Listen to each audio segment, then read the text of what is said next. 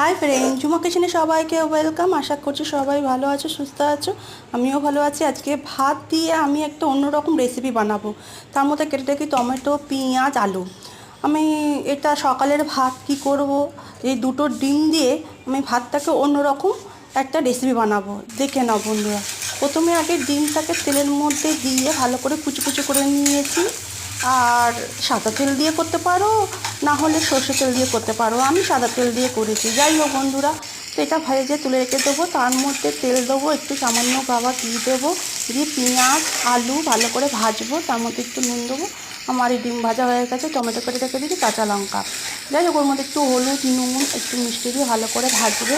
ভাজা হয়ে গেলে আলুটা যখন সেদ্ধ হয়ে যাবে তখন ভাতটা দেবে, ডিম দেবে, আর কাঁচা লঙ্কা কুচি করে দিয়ে দেবে।